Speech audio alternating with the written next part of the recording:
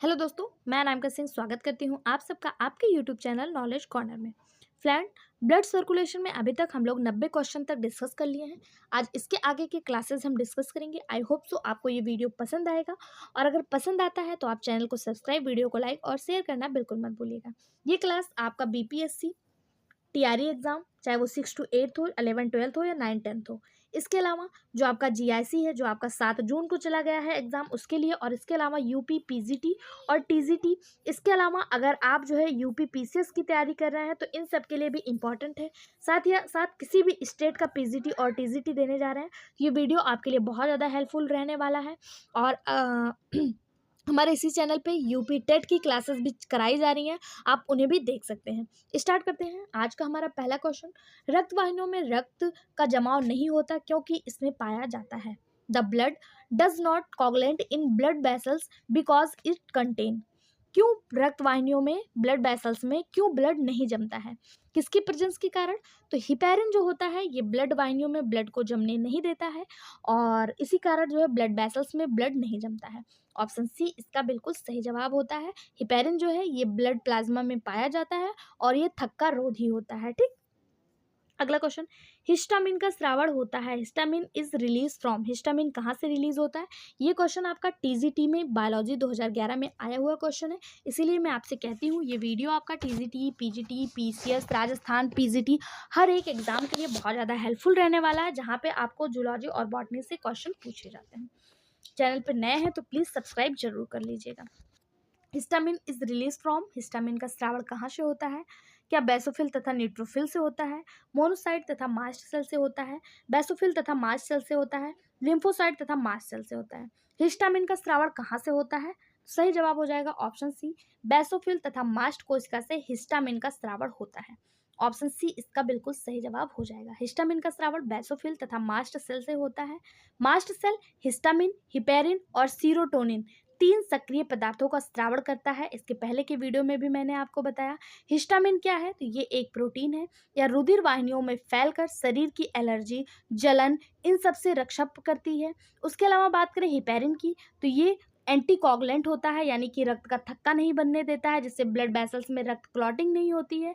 और बात करें सीरोटोनिन की, तो ये भी एक प्रकार का प्रोटीन होता है, या रुधिर वाहिनियों को संकुचन करता है। क्या करता है? संकुचन करता है। ठीक है, ये अति प्रभावशाली रुधिर वाहिनियों को संकुचित करता है, या रुधिर वाहिनियों को सिकोड़कर रुधिर स्राव को कम करता है तथा रुधिर दाब को बढ़ाता है। ब्लड प्रेशर को क्या करता है? इंक्रीज करता है। ऑप्शन सी इसका बिल्कुल सही जवाब हो जाएगा। अगला क्वेश्चन। रक्त संचार प्रणाली में रक्त के थक्के जमने से रोकने वाला पदार्थ हिपेरिन निम्नलिखित में से किसके द्वारा उत्सर्जित किया जाता है? हिपेरिन कहाँ से उत्सर्जित होता है? यूपी पीसीएस और पीजीटी दोनों में आया, तो भी हम लोगों ने देखा हिपेरिन जो होता है ये कहाँ से होता है? हिपेरिन मास्ट सेल से होता है, और यहाँ पे मास्ट सेल ऑप्शन में दिया नहीं है, तो इसका जो सही जवाब हो जाएगा वो हो जाएगा बेसोफिल। क्या हो जाएगा? बेसोफिल। ऑप्शन ऑप्शन सी इसका बिल्कुल सही जवाब हो जाएगा। हिपेरिन है क्या? तो ये रक्त अस्कंदक है, जो डब्ल्यूबीसी यानी बेसोफिल से स्रावित होता है। बेसोफिल में कहाँ से? तो मास्ट सेल से। ठीक है, सही जवाब ऑप्शन सी। अगला क्वेश्चन। हिपेरिन एक है। हिपेरिन क्या है? क्या हिपेरिन पॉलीपेप्टाइड है? पॉलीपेप्टाइड बिल्कुल नहीं। लिपिड है? बिल्कुल नहीं। फैटी एसिड है? बिल्कुल नहीं। ये प्रोटियोग्लाइकेन है। क्या है? प्रोटियोग्लाइकेन है। ऑप्शन डी इसका बिल्कुल सही जवाब हो जाएगा। प्रोटियोग्लाइकेन क्या होता है? तो कार्बोहाइड्रेट। प्रोटियोग्लाइकेन दिया हो या कार्बोहाइड्रेट दिया हो, कार्बोहाइड्रेट को ही प्रोटियोग्लाइकेन कहते हैं। ठीक है, तो हिपेरिन कार्बोहाइड्रेट और प्रोटियोग्लाइकेन है। ठीक, ऑप्शन डी इसका बिल्कुल सही जवाब। अगला क्वेश्चन। यदि नवजात शिशु में थाइमस निकाल दिया जाए तो कौन सी कोशिका नहीं बनेगी? थाइमस कौन सी कोशिका बनाती है? तो हम सभी को पता है थाइमस जो है ये टी लिम्फोसाइट बनाती है, और जब थाइमस को ही निकाल दिया जाएगा तो टी लिम्फोसाइट नहीं बनेगी। ऑप्शन बी इसका सही जवाब हो जाएगा। टी लिम्फोसाइट का निर्माण ही थाइमस ग्लैंड में होता है। ठीक, ऑप्शन बी इसका सही जवाब हो जाएगा। अगला। निम्नलिखित में से किस प्रोटीन का अणुभार सबसे अधिक होता है? इंसुलिन, बोवाइन सीरम एल्बुमिन, मुर्गी के अंडे का एल्बुमिन, या फिर मायोसिन? किसका जो अणुभार होता है वो सबसे अधिक होता है? तो देखिए सबसे अधिक जो होता है वो इंसुलिन को होता है, नंबर 1 पे आएगा। नंबर 2 पे आपका आएगा मायोसिन मायोसिन और नंबर 3 पे आपका आएगा मुर्गी के अंडे का एल्बुमिन, और नंबर 4 पे आपका आएगा बोवाइन सीरम एल्बुमिन। ठीक है, यानी कि सबसे अधिक किसका होता है, इंसुलिन का, फिर मायोसिन, फिर मुर्गी के अंडे का एल्बुमिन, फिर बोवाइन सीरम एल्बुमिन। ठीक है, इसका सही जवाब ऑप्शन, एक मिनट, किसका सबसे अधिक होता है, तो सबसे अधिक किसका होता है, बोवाइन सीरम एल्बुमिन का। ठीक है, ये सबसे अधिक होता है। सबसे कम, सॉरी मैंने आपको गलत बता दिया, सबसे अधिक इसका होता है। ठीक है, एक नंबर पे ये आएगा, दूसरे नंबर पे ये आएगा, सॉरी मुझसे मिस्टेक हो गया, मैंने गलत बता दिया, उल्टा आपको बता दिया, ये चौथे नंबर पे आएगा। सबसे कम अणुभार किसका होता है, इंसुलिन का होता है। सबसे कम किसका होता है, इंसुलिन का होता है। थोड़ा सा कंफ्यूजन था, माफ कर दीजिएगा। सबसे कम अणुभार किसका होता है, इंसुलिन का होता है। सबसे ज्यादा किसका होता है, बोवाइन सीरम एल्बुमिन का होता है। ठीक, अगला क्वेश्चन, मल का सामान्य भूरा रंग निम्नलिखित में से किसकी उपस्थिति के कारण होता है। जो मल होता है, जो वेस्ट फैकल मैटर होता है, इसका जो ब्राउनिश कलर होता है वो किसके कारण होता है, सर्कोविलिन, मीशोबिलिरुबिन, यूरोवेलिनोजेन या फिर बिलीवर्डिन। तो इसका सही जवाब हो जाएगा ऑप्शन ए, सर्कोविलिन। यह मल का भूरा रंग जो होता है ये सर्कोविलिन की उपस्थिति के कारण होता है। पित्त में बिलीवर्डिन उपस्थित होता है, यानी जो हमारा बाइल होता है इसमें बिलीवर्डिन होता है। या मृत लाल कोशिकाओं में हीमोग्लोबिन के विघटन द्वारा प्राप्त उत्सर्जी पदार्थ होता है। और जो मल का रंग होता है वो किसके कारण होता है, सर्कोबिलिन के कारण। ऑप्शन ए बिल्कुल सही जवाब। अगला, किस जंतु में लाल रक्त कणिकाओं में केंद्रक नहीं होता है, तो हम सभी को पता है मनुष्य के आरबीसी में केंद्रक नहीं होता है। ठीक है, ऑप्शन सी इसका बिल्कुल, एक मिनट, केंद्रक होता है पूछा, अच्छा किसमें होता है पूछा, सॉरी किसमें होता है पूछा है। तो कैमल में जो है होता है, घोड़े में नहीं होता, मनुष्य में नहीं होता, व्हेल में नहीं होता। किसमें होता है, केवल जितने कैमेलिडी कुल के, कैमेलिडी फैमिली के सदस्य होते हैं उसमें केंद्रक होता है, बाकी किसी में नहीं होता है। जैसे ऊंट, लांबा, इन सब में जो है इनके आरबीसी में केंद्रक पाया जाता है। अगर पूछा जाए सबसे बड़ी आरबीसी किसकी होती है, तो सबसे बड़ी आरबीसी एलिफेंट की होती है। देखिए थोड़े से कंफ्यूजन, मतलब एक क्वेश्चन को जल्दी पढ़ने की वजह से आता हुआ क्वेश्चन भी गलत हो जाता है। मैंने देखा केंद्रक नहीं होता, मैंने मनुष्य मार्क कर दिया। अगर एग्जाम में ऐसे कंफ्यूजन होता है, मतलब हो जाता है और हमारे नंबर भी कट जाते हैं, लेकिन इस चीज़ को हमें विशेष ध्यान देना है। ठीक है, पूछा किसमें केंद्रक होता है, तो ऊँट में, लामा में, इन सब में केंद्रक होता है। जो कैमेलिडी फैमिली के मेंबर होते हैं उसमें न्यूक्लियस जो है उनकी आरबीसी में पाया जाता है। अगला क्वेश्चन, स्तनधारियों में इरिथ्रोसाइट का उत्पादन होता है। इरिथ्रोसाइट मतलब आरबीसी। तो मैमल्स में आरबीसी कहाँ बनती है, तो हम सभी को पता है मैमल्स में आरबीसी बोन मैरो में बनती है, अस्थि मज्जा में बनती है। ठीक है, कहाँ पे बनती है, बोन मैरो में बनती है। अगर आरबीसी का जीवन काल पूछ ले तो 120 दिन का होता है। अब इसके पहले के वीडियो में मैंने आपको ये दिन को घंटे में कन्वर्ट करके बताया था। आप बताइए आरबीसी का लाइफ स्पैन घंटे में कितने घंटे का होता है, यह आपके लिए होमवर्क क्वेश्चन है। आरबीसी का लाइफ स्पैन कितने घंटे का होता है, घंटे में आपको बताना, दिन में मैंने आपको बता दिया है। आई होप आप लोग होमवर्क क्वेश्चन के जवाब जरूर देंगे। आपके क्वेश्चन जब हमें मिलते हैं, क्वेश्चन के जवाब हमें मिलते हैं, तो हमें भी थोड़ा मोटिवेशन फील होता है और हम आपके लिए कुछ अच्छा, कुछ बेटर, कुछ नया करने का प्रयास करते रहते हैं। अगला क्वेश्चन है, ए, बी व and O antigens are reactive sites situated on the surface of. A, B और ओ एंटीजन किसकी सतह पर स्थित प्रतिक्रियाशील स्थल हैं, ब्लड प्लेटलेट्स, इरिथ्रोसाइट, थ्रोम्बोसाइट्स या फिर मोनोसाइट्स। इसका जो सही जवाब हो जाएगा वो हो जाएगा ऑप्शन बी। ऑप्शन बी यानी कि इरिथ्रोसाइट। रक्त में एंटीजन और एंटीबॉडी दोनों पाए जाते हैं, ये आपको पता होगा। आरबीसी जिसे एरिथ्रोसाइट कहा जाता है, इसमें एंटीजन पाए जाते हैं और रक्त प्लाज्मा में एंटीबॉडी पाए जाते हैं। ए, बी व ओ एंटीजन एरिथ्रोसाइट यानी आरबीसी की सतह पर प्रतिक्रियाशील होते हैं। ऑप्शन बी बिल्कुल सही जवाब। एंटीजन किस में होते हैं, एरिथ्रोसाइट में, और एंटीबॉडी किस में होते हैं, एंटीबॉडी अगर पूछ ले तो वो प्लाज्मा में होता है। अगला क्वेश्चन, निम्नलिखित रक्त समूह वाले व्यक्ति को सर्वग्राही कहा जाता है। सर्वग्राही कौन सा होता है, तो जो सबसे ब्लड ले सके। तो ए बी जो होता है ये सर्वग्राही होता है, ओ जो होता है ये सर्वदाता होता है। ऑप्शन डी इसका बिल्कुल सही जवाब। अगला, निम्नलिखित में से कौन सा ल्यूकोसाइट नॉन फैगोसाइट है। नॉन फैगोसाइट यानी कि जो भक्षण प्रवृत्ति का नहीं है, कौन सा है, न्यूट्रोफिल्स, लिम्फोसाइट, स्नोफिल या फिर मोनोसाइट। इसका सही जवाब हो जाएगा ऑप्शन सी, स्नोफिल। स्नोफिल, स्नोफिल प्रकृति में नॉन फैगोसाइट है। ठीक है, कैसा है, नॉन फैगोसाइट है। इन्हें एसिडोफिल के रूप में भी जाना जाता है। न्यूट्रोफिल फैगोसाइट प्रकृति की है। मोनोसाइट्स को रक्त का मैक्रोप्लिस्मैन भी कहा जाता है। यह फैगोसाइट प्रकृति का होता है। ठीक, इसका सही जवाब ऑप्शन सी हो जाएगा, स्नोफिल। अगला क्वेश्चन, निम्नलिखित में से कौन प्लाज्मा में उच्चतम सांद्रता है, एल्बुमिन, फाइब्रिनोजन, फाइब्रिन या फिर ग्लोबिन। तो इसका सही जवाब हो जाएगा ऑप्शन ए एल्बुमिन। रक्त प्लाज्मा में 6 से 7% प्रोटीन पाया जाता है, जिसमें प्लाज्मा में सबसे अधिक सांद्रता में एल्बुमिन होता है। कौन होता है? एल्बुमिन होता है। कितना होता है? 4.4%। फाइब्रिनोजन कम से कम 0.3% की सांद्रता में रहता है। सबसे कम फाइब्रिनोजन, सबसे अधिक एल्बुमिन। ठीक, अगर कम पूछ ले तो फाइब्रिनोजन। अगला क्वेश्चन, निम्नलिखित में से रक्त प्लेटलेट्स का उत्पादन किस एक के द्वारा नियंत्रित किया जाता है?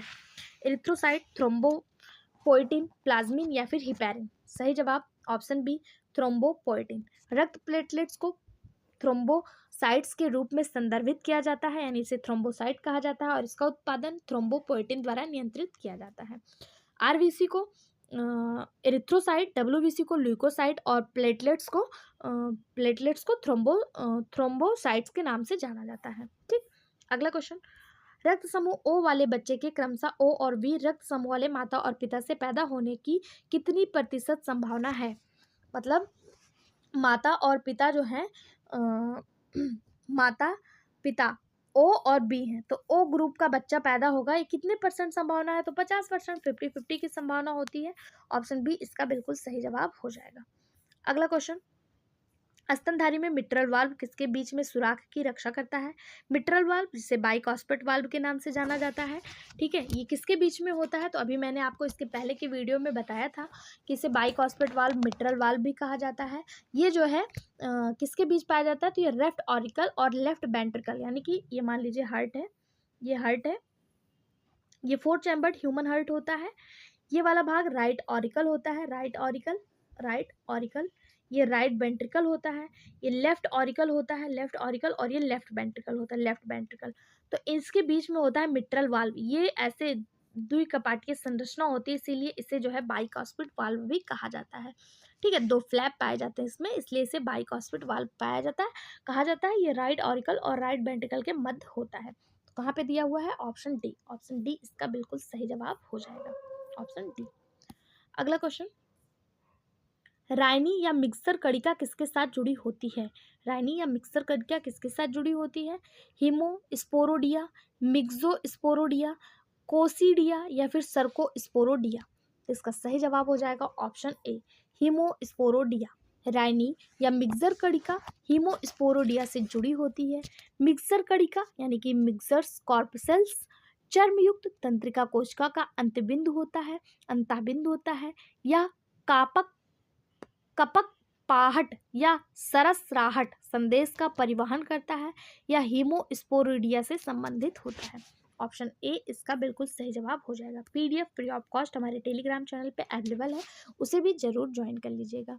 अगला question, the largest corpuscles in mammalian blood are. स्तनधारी रक्त में सबसे बड़ी कणिका कौन सी है? मोनोसाइट्स, लिम्फोसाइट्स, इरिथ्रोसाइट्स या बेसोफिल? तो इसका जो सही जवाब हो जाएगा वो हो जाएगा ऑप्शन ए मोनोसाइट्स। सबसे बड़ी रक्त कणिका कौन सी होती है? मोनोसाइट्स होती है। अगर इसका आकार पूछ ले तो ये 22 माइक्रोन इसका जो है आकार होता है, तथा ये फैगोसाइट प्रकृति की होती है। और बात करें अगर बेसोफिल की, तो ये नॉन फैगोसाइट होती है। इसमें के केंद्रकों में 2 से 3 लोब पाए जाते हैं, 2 से 3, और यह श्वेत कणिका का एक प्रकार है, यानी डब्ल्यूबीसी का एक प्रकार होता है। सही जवाब ऑप्शन ए हो जाएगा। अगला क्वेश्चन, सामान्य स्तर पर मानव रक्त में ऑक्सीजन की प्रति 100 ml मात्रा होती है। 10 ml, 20 ml, 30 ml या 40 ml? सही जवाब हो जाएगा ऑप्शन बी 20 ml। 100 ml रुधिर में लगभग 20 ml ऑक्सीजन परिवहन होता है। लगभग 100 ml रुधिर में 15 ग्राम हीमोग्लोबिन होता है। अगर हीमोग्लोबिन पूछ ले तो 15 ग्राम, क्योंकि 1 ग्राम हीमोग्लोबिन 1.3 ml ऑक्सीजन का परिवहन करता है, इसलिए अगर 15 इंटू 1.39 करेंगे तो ये 20.10 ml यानी कि 20 ml ऑक्सीजन निकल के आ जाएगा। तो इसका सही जवाब ऑप्शन बी हो जाएगा। यहाँ पे देखिए आपको दिखाया गया है कि 100 ml यानी 100 ml रुधिर में लगभग 20 ml ऑक्सीजन परिवहन होता है। लगभग 100 ml रुधिर में 15 ग्राम हीमोग्लोबिन होता है। अगर पूछा जाए 1 ग्राम हीमोग्लोबिन में कितने ऑक्सीजन परिवहन करेगा, तो 1.34, ये फैक्ट्स है, इसको याद कर लीजिएगा। 1 ग्राम हीमोग्लोबिन 1.34 ml ऑक्सीजन परिवहन करेगा। और अगर इसको 15 ग्राम हीमोग्लोबिन यानी 100 ml में 15 ग्राम हीमोग्लोबिन होता है, तो इसको 1.34 को अगर आप 15 ग्राम हीमोग्लोबिन से मल्टीप्लाई कर देंगे तो आपका 20.10 ml ऑक्सीजन निकल के आ जाएगा। ठीक है, या स्वस्थ प्रौढ़ यानी एडल्ट व्यक्ति में 100 ml रक्त द्वारा लगभग 20 ml ऑक्सीजन का संवहन होता है। 1 ग्राम हीमोग्लोबिन में 1.34 ml ऑक्सीजन का संवहन होता है। ऑप्शन बी जो है ये इसका बिल्कुल सही जवाब हो जाएगा। अगला क्वेश्चन, स्वस्थ वयस्क व्यक्ति में लगभग 100 ml रक्त परिवहन करता है। 100 ml रक्त जो है वो कितना परिवहन करता है, कितने ऑक्सीजन का? तो हम लोगों ने अभी देखा 20 ml ऑक्सीजन का। कितना? 20। ऑप्शन ए बिल्कुल सही जवाब। अगला, निम्नलिखित में से कौन सा एक कणिका युक्त नहीं है यानी कि ग्रेन्युलोसाइट्स नहीं है? मोनोसाइट्स, बेसोफिल, स्नोफिल या न्यूट्रोफिल? तो इसका जो सही जवाब हो जाएगा, किसमें ग्रेन्यूल्स नहीं पाए जाते हैं? मोनोसाइट्स में। किसमें? मोनोसाइट्स में। मोनोसाइट्स कोशिका कणिका युक्त, ल्यूकोसाइट्स या फिर डब्ल्यूबीसी हीमोग्लोबिन रहित होता है और इसमें ये जो होता है ये रंगहीन होता है। ठीक है। ल्यूकोसाइट्स यानी डब्ल्यूबीसी की बात करें तो ये दो भागों में बांटा गया, ग्रेन्युलोसाइट्स और एग्रेन्युलोसाइट्स। ग्रेन्युलोसाइट्स क्या होता है? तो इसमें जो है ग्रेन्युलोसाइट्स में साइटोप्लाज्मिक कणिकाओं के साथ होता है और एग्रेन्युलोसाइट्स में कोई भी कणिका नहीं पाई जाती है। बात करें ग्रेनुलोसाइट्स की, इसे भी 3 भागों में बांटा गया। ग्रेनुलोसाइट्स में आता है न्यूट्रोफिल, इओसिनोफिल और बेसोफिल, और एग्रेनुलोसाइट में आपका आ जाता है लिम्फोसाइट और मोनोसाइट। तो मोनोसाइट आपका यहाँ पे दिया हुआ है, इसके अलावा लिम्फोसाइट भी आपका एग्रेनुलोसाइट्स में आता है। ठीक, ऑप्शन ए इसका बिल्कुल सही जवाब हो जाएगा। नॉट आ ग्रेनुलोसाइट्स दिया, ठीक है। नॉट आ ग्रेनुलोसाइट्स मतलब ए ग्रेनुलोसाइट्स पूछा जा रहा है, तो ए ग्रेनुलोसाइट्स में कौन आता है? लिम्फोसाइट और मोनोसाइट। तो मोनोसाइट यहाँ पे दिया हुआ है। ठीक, अगला क्वेश्चन,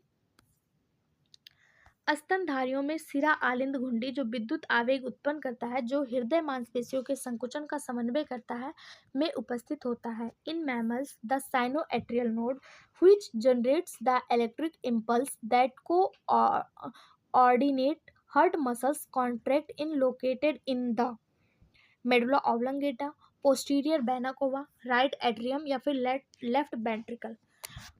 SA नोड्स जो होता है, जिसे पेसमेकर कहा जाता है, ये कहाँ पे उपस्थित होता है? तो इसका सही जवाब हो जाएगा ये राइट एट्रियम में यानी दाएं आलिंद में उपस्थित होता है।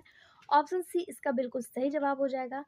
Sinoatrial node superior vena cava के छिद्र के नीचे दाहिने आलिंद के दीवार पर स्थित होता है। ठीक है, इसे पेसमेकर कहा जाता है और यह हृदय की धड़कन को प्रभावित करता है। ठीक, अगला क्वेश्चन, हीमोग्लोबिन ए जो वयस्क में प्रमुख हीमोग्लोबिन है में निम्न शामिल है। Haemoglobin A which is a principal haemoglobin in human adult consist of 2 beta श्रृंखला, 2 गामा श्रृंखला, 2 अल्फा श्रृंखला, 2 गामा श्रृंखला, 2 अल्फा श्रृंखला, 2 बीटा श्रृंखला, 2 अल्फा श्रृंखला और 2 डेल्टा श्रृंखला।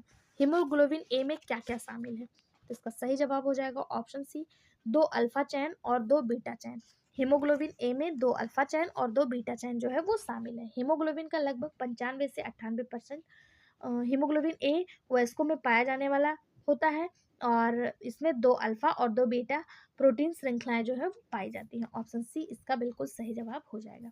अगला क्वेश्चन, ओंटोजेनी की दृष्टिकोण से यकृत है। From the point of view of ontogeny the liver is ectodermal, endodermal, mesodermal या both ecto and endodermal. Ontogeny जो होता है इसकी वर्जिन कैसी होती है पूछा जा रहा है, तो इसका सही जवाब हो जाएगा ऑप्शन बी, एंटोडर्मल। ओंटोजेनी जिसे भ्रूण विज्ञान कहा जाता है, ओंटोजेनी के दृष्टिकोण से लीवर की जो उत्पत्ति है वो एंडोडर्मल होती है। कैसी होती है? एंडोडर्मल। इसके अलावा अगर पूछा जाए एंडोडर्मल में और किसकी किसकी उत्पत्ति होती है, तो जो सीकम होता है, सीकम, सीकम, इंटेस्टाइन, आमाशय यानी स्टोमक, इसके अलावा बात करें थाइमस, थाइमस। इसके अलावा लीवर जो आपको पूछा गया है, लीवर। इसके अलावा पैनक्रियाज। इसके अलावा लंग्स। इसके अलावा थायराइड और एक आपका बचता है प्रोस्टेट। इन सब की जो उत्पत्ति है वो एंडोडर्मल होती है। कैसी होती है? एंडोडर्मल होती है। किसकी? तो आपका हो गया lungs, thyroid, prostate, caecum, intestine, stomach और थाइमस, लीवर, पैनक्रियाज, इन सब की उत्पत्ति कैसी होती है? एंडोडर्मल होती है। ऑप्शन बी इसका बिल्कुल सही जवाब हो जाएगा। अगला क्वेश्चन, यदि माता का रक्त समूह बी और पिता का रक्त समूह ए है तो बच्चे का संभावित रक्त समूह क्या होगा? तो देखिए अगर माता का रक्त समूह क्या है, बी है, और बच्चे का रक्त पिता का रक्त समूह ए है, तो अगर बी है तो जीनोटाइप बीओ होगा, और पिता का ए है तो जीनोटाइप एओ होगा। ठीक है, तो जो संभावित रक्त समूह होगा ये आपका ए भी हो सकता है, ए बी भी हो सकता है, और बी भी हो सकता है, और ओ भी हो सकता है, कोई भी हो सकता है। ठीक है, कोई भी हो सकता है। देखिए अब आपको कुछ जीनोटाइप दिखा देते हैं। जैसे देखिए संभावित रक्त समूह दिया है, अगर माता और पिता, माता भी ओ है पिता भी ओ है तो बच्चा 100% ओ होगा। माता ओ है पिता ए है तो या तो बच्चा ओ होगा या तो ए होगा। अगर इसका आएगा तो ओ हो जाएगा, इसका आएगा तो ए हो जाएगा। इसी तरह से ओ है और बी है तो बच्चा या तो ओ होगा या तो बी होगा। ओ है ए बी है, अगर ओ है और ए बी है तो बच्चा या तो ए होगा या तो बी होगा। इस बात को ध्यान दीजिएगा, इस वाले लाइन को अच्छे से देखिएगा। अगर ओ और ए बी है तो बच्चा ओ और ए बी नहीं होगा, बच्चा या तो ए होगा या तो बी होगा। ठीक है, अगर माता पिता दोनों ए हैं तो बच्चा या तो ए हो जाएगा या तो ओ हो जाएगा। माता ए है पिता बी है तो बच्चा या तो ए होगा बी होगा ओ होगा ए बी होगा। ए और ए बी है तो ए होगा बी होगा ए बी होगा। बी बी है तो बी हो जाएगा ओ हो जाएगा। ए है तो ए हो जाएगा ओ हो जाएगा। ठीक है, अगर दोनों सेम है तो ए भी हो सकता है ओ भी हो सकता है। बी ए बी है तो ए बी हो जाएगा। ए बी है तो ए बी हो जाएगा। इस चीज़ को आप विशेष ध्यान दीजिएगा। ये बच्चों के संभावित रक्त समूह दिए हुए हैं, इस चार्ट को कहीं अलग से लिख के पढ़ लीजिएगा, यहाँ से क्वेश्चन एग्जाम में जरूर देखने को मिल जाता है। अगला क्वेश्चन, विटामिन के इज रिक्वायर्ड फॉर, विटामिन के किसके लिए आवश्यक है? फाइब्रिनोजन को फाइब्रिन में बदलना, प्रोथ्रोम्बिन को थ्रोम्बिन में बदलना, प्रोथ्रोम्बिन का संश्लेषण करना, हीमोग्लोबिन का संश्लेषण करना। तो इसका सही जवाब हो जाएगा विटामिन के। जो रिस्पॉन्सिबल होता है विटामिन के प्रोथ्रोम्बिन के संश्लेषण के लिए रिस्पॉन्सिबल होता है, synthesis of prothrombin. Option C इसका बिल्कुल सही जवाब हो जाएगा। कैल्शियम आयन की उपस्थिति में प्रोथ्रोम्बिन जो है ये थ्रोम्बिन में बदल जाता है। थ्रोम्बिन की उपस्थिति में फाइब्रिनोजन फाइब्रिन में बदलता है। यह संपूर्ण प्रक्रिया ब्लड के जो थक्का जमना होता है उसके लिए महत्वपूर्ण होता है। ऑप्शन सी इसका बिल्कुल सही जवाब हो जाएगा। ब्लड की जो क्लॉटिंग होती है वो दो भागों में होता है। पहला जो होता है इसमें जो होता है फाइब्रिनोजन फाइब्रिन में बदलता है, फाइब्रिनोजन फाइब्रिन में बदलता है थ्रोम्बिन की उपस्थिति में, और पहला ये दूसरा हो जाता है। ठीक है, और पहला जो होता है इसमें प्रोथ्रोम्बिन जो है ये थ्रोम्बिन में बदलता है। प्रोथ्रोम्बिन जो है ये थ्रोम्बिन में बदलता है कैल्शियम आयन की उपस्थिति में, ये पहला होता है। फिर फाइब्रिनोजन जो होता है ये फाइब्रिन में बदलता है, किसकी उपस्थिति में? तो ये बदलता है थ्रोम्बिन की उपस्थिति में। ठीक है, ये दो प्रोसेस होते हैं ब्लड कोआगुलेंट के। अगला क्वेश्चन, प्रोथ्रोम थ्रोम्बोप्लास्टिन या थ्रोम्बोकाइनेज किसके द्वारा स्रावित होता है? थ्रोम्बोप्लास्टिन व thrombokinase is secreted by monocytes, thrombocytes, रक्त प्लेटलेट्स, या बी और सी दोनों। इसका सही जवाब हो जाएगा ऑप्शन डी, थ्रोम्बोसाइट्स और ब्लड प्लेटलेट्स दोनों। थ्रोम्बोप्लास्टिन थ्रोम्बोसाइट्स के द्वारा स्रावित होता है और थ्रोम्बोसाइट्स को ब्लड प्लेटलेट्स भी कहा जाता है, इसलिए ये दोनों सही जवाब हो जाएगा। थ्रोम्बोसाइट्स को ही ब्लड प्लेटलेट्स कहा जाता है, ये आपको पता होगा। जिस तरह आरबीसी को इरिथ्रोसाइट, डब्ल्यूबीसी को ल्यूकोसाइट, उसी तरह ब्लड प्लेटलेट्स को थ्रोम्बोसाइट कहा जाता है, इसलिए बी और सी दोनों इसका सही जवाब हो जाएगा। मोनोसाइट क्या है? तो मोनोसाइट एक प्रकार की ए ग्रेन्युलस डब्ल्यूबीसी है, और रुधिर प्लेटलेट्स रुधिर स्कंदन में सहायता करता है, ये आपको पता ही होगा। तो सही जवाब ऑप्शन डी हो जाएगा। अगला क्वेश्चन, कोलेजन पाया जाता है, collagen is found in, collagen कहाँ पाया जाता है? टेंडन, कार्टिलेज, बोन, या ऑल ऑफ एबव। तो कोलेजन जिसे कंडरा कहा जाता है, कोलेजन जो होता है ये टेंडन यानी कि कंडरा, कार्टिलेज यानी उपस्थिति, और बोन्स यानी हड्डी, तीनों में ही पाया जाता है। ये सब बंडल के रूप में पाए जाते हैं। कोलेजन फाइबर जो होते हैं ये दो प्रकार के होते हैं, एक वाइट कोलेजन और एक येलो कोलेजन। ठीक है, एक वाइट कोलेजन और एक येलो कोलेजन। ऑप्शन डी इसका बिल्कुल सही जवाब हो जाएगा। अगला question, of the following fibrinogen is found in, निम्नलिखित में से फाइब्रिनोजन पाया जाता है। फाइब्रिनोजन किसमें पाया जाता है? Plasma alone, lymph alone, both A and B, या नन ऑफ एबव। किसमें जो है आपका ये पाया जाता है? इसका जो सही जवाब हो जाएगा वो हो जाएगा फाइब्रिनोजन किसमें पाया जाता है? तो फाइब्रिनोजन जो है ये किसमें पाया जाता है? Lymph alone. ठीक है, केवल लसिका में पाया, नहीं, केवल प्लाज्मा में पाया जाता है। फाइब्रिनोजन किसमें पाया जाता है? केवल प्लाज्मा में पाया जाता है। रुधिर दो भागों में बंटता है, एक कॉर्पस्कल्स एक प्लाज्मा, तो प्लाज्मा वाले भाग में फाइब्रिनोजन पाया जाता है। ऑप्शन ए इसका बिल्कुल सही जवाब हो जाएगा। अगला क्वेश्चन, दाहिने आलिंद में कोरोनरी साइनस का खुलना किसके द्वारा नियंत्रित होता है? कोरोनरी साइनस किसके द्वारा नियंत्रित किया जाता है? बाइकॉस्पिड वाल्व, सेमील्यूनर वाल्व, थिवेसियन वाल्व या फिर यूस्टेचियन वाल्व? तो इसका सही जवाब हो जाएगा ऑप्शन सी, थिवेसियन वाल्व। दाएं एट्रियम में कोरोनरी साइनस खुलती है जो थिवेसियन वाल्व द्वारा नियंत्रित होती है। वही बात करें बाइकॉस्पिड वाल्व जिसे मिट्रल वाल्व कहा जाता है, ये लेफ्ट ऑरिकल और लेफ्ट वेंट्रिकल के बीच में स्थित होता है। ठीक है, इसका सही जवाब ऑप्शन सी हो जाएगा। अगला क्वेश्चन, मिट्रल वाल्व का दूसरा नाम क्या है? तो मिट्रल वाल्व को ही बाइकॉस्पिड वाल्व के नाम से जाना जाता है। ऑप्शन बी इसका बिल्कुल सही जवाब हो जाएगा। ठीक है, इसमें 2 फ्लैप लाइक स्ट्रक्चर पाए जाते हैं। अगला क्वेश्चन, निम्नलिखित में से कौन लसिका में नहीं पाया जाता है? Which of the following is not found in lymph? Lymph में क्या नहीं पाया जाता? वाटर, सॉल्यूट, ल्यूकोसाइट या रेड ब्लड कॉर्पसेल्स? तो लसिका जो होता है, लिम्फ जो होता है, इसमें रेड ब्लड कॉर्पसेल्स नहीं पाया जाता है। लसिका एक रंगहीन तरल पदार्थ होता है जो ऊतकों और ब्लड वेसल्स के बीच के रिक्त स्थानों में बहता है और इसमें कोई भी कलर नहीं पाया जाता है। ठीक है, और आरबीसी होगा तो ये रेड कलर हो जाएगा, इसलिए इसमें आरबीसी नहीं पाई जाती। अगला, एसिल कोलिन दिल की धड़कन की दर को घटा देती है यदि इसे किस पर लगाया जाए? एसिटिल कोलिन जो हार्ट बीट होता है उसको कम कर देती है, अगर इस पर किस पे लगाया जाए? तो दिल की धड़कन को नियंत्रित कौन करता है? एसे नोड करता है, साइनोट्रियल नोड करता है। इसी पर जब एसिटिल कोलिन लगा दिया जाएगा तो ये दिल की धड़कन को कम कर देगा। ऑप्शन बी इसका बिल्कुल सही जवाब हो जाएगा। अगला क्वेश्चन, हीमोग्लोबिन अणु की बीटा श्रृंखला में अवशिष्ट अमीनो अम्ल की संख्या है? हीमोग्लोबिन अणु की बीटा श्रृंखला में अवशिष्ट अमीनो अम्ल की जो संख्या होती है 146 होती है। कितनी?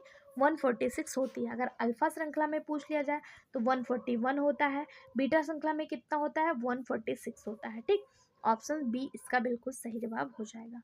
अगला, heart beat is the vertebrates कशेरुकी में हृदय स्पंदन होता है? न्यूरोजेनिक, मायोजेनिक, बोथ या नन ऑफ दीज? सही जवाब ऑप्शन बी, मायोजेनिक। कशेरुकी में जो हार्ट बीट होता है वो मांसपेशियों द्वारा यानी मायोजेनिक होता है। ऑप्शन बी सही जवाब। पीजीटी और टीजीटी दोनों में आया हुआ क्वेश्चन है। अगला question, chloride shift is related with? Chloride shift किससे संबंधित होता है? Oxygen transport in blood, carbon dioxide transport in blood, oxygen transport in lungs, carbon dioxide transport in air? सही जवाब हो जाएगा क्लोराइड शिफ्ट जो होता है ये carbon dioxide transport in blood से संबंधित होता है। क्लोराइड सेल्फ कार्बन डाइऑक्साइड परिवहन से संबंधित होता है। ऑप्शन बी इसका सही जवाब हो जाएगा। क्लोराइड शिफ्ट, इसके बारे में जो वैज्ञानिक थे जिन्होंने बताया था उनका नाम था हैमबर्गर, इसी के नाम पे इनको हैमबर्गर शिफ्ट या हैमनबर्गर फेनामेनन के नाम से भी जाना जाता है। इसके बारे में जो प्रमुख वैज्ञानिक थे हॉर्टस जैकब हैमबर्गर, इन्हीं के नाम पे इसका नाम पड़ गया था। ऑप्शन बी इसका बिल्कुल सही जवाब हो जाएगा। अगला, यूरिथियंस के हृदय में त्रिवलन कपाट किसके बीच होता है? यानी कि tricuspid valve in the heart of eutherians is present between? किसके किसके बीच में होता है? ये होता है राइट ऑरिकल और राइट वेंट्रिकल के बीच में। किसके किसके बीच में? राइट ऑरिकल और राइट वेंट्रिकल। यूथिरियंस के बीच में जो ट्राइकास्पिड वाल्व होता है ये राइट ऑरिकल और राइट वेंट्रिकल के बीच होता है। बाइकास्पिड वाल्व ये लेफ्ट ऑरिकल और लेफ्ट वेंट्रिकल के बीच होता है। सेमील्यूनर वाल्व ये राइट वेंट्रिकल और लेफ्ट वेंट्रिकल के बीच में होता है सेमील्यूनर वाल्व। ठीक, कंफ्यूज बिल्कुल नहीं होना है। अगला क्वेश्चन, मानव में phagocytes the blood cells which show phagocytes in human are? मानव में भक्षण कणिका प्रदर्शित करने वाले रुधिर कोशिकाएं कौन सी हैं? फैगोसाइट्स नेचर की कौन सी होती है? तो मोनोसाइट्स। ऑप्शन ए बिल्कुल सही जवाब हो जाएगा। ये मोनोसाइट्स जो होती हैं ये फैगोसाइट होती हैं, शरीर में भ्रमण करते हुए जितने भी हानिकारक जीवाणु व रोगाणु होते हैं इनका भक्षण करती ही रहती हैं और ये व्हाइट ब्लड सेल्स के 2 से 6% भाग को कवर करती हैं मोनोसाइट्स, और ए ग्रेनुलोसाइट्स होती हैं। ठीक, ऑप्शन ए बिल्कुल सही जवाब। जीआईसी बायोलॉजी 2015 में पूछा गया क्वेश्चन है। अगला, duration of a cardiac cycle is healthy man is? मानव शरीर में हृदय चक्र की अवधि कितनी होती है? पीजीटी, पीसीएस और टीजीटी दोनों में आया हुआ क्वेश्चन, मतलब तीनों में आया हुआ क्वेश्चन, स्टार मार्क करिए। मानव चक्र में जो हृदय चक्र की अवधि होती है वो 0.8 सेकेंड होती है। 1 मिनट में व्यक्ति 72 से 75 बार जो है हार्ट बीट करता है और हृदय का जो चक्र होता है वो 60 या 70 या आप कह सकते हैं 60/70 अगर आप कर लेंगे तो 0.8 सेकेंड निकल के आ जाएगा। ऑप्शन सी इसका बिल्कुल सही जवाब हो जाएगा। अगला क्वेश्चन, 1 लीटर रक्त के द्वारा कितनी ऑक्सीजन ऊतकों तक पहुंचाई जाती है?